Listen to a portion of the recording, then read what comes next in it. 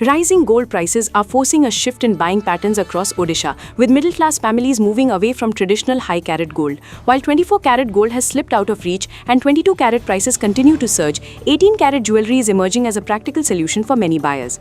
According to market trends in the capital city, the sharp gap between 22 and 18-carat gold prices has become a key factor influencing consumer choice. Though more affordable, 18-carat ornaments closely resemble higher-carat jewelry and offer flexibility in design, making them attractive for weddings, gifts, and regular use.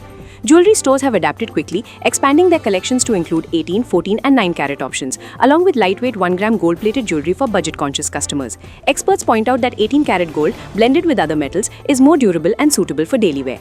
Market analysts say global uncertainty continues to keep gold prices unstable. While 22 and 18-carat gold remain viable investment choices, gold-plated jewelry is recommended only for usage, not long-term investment.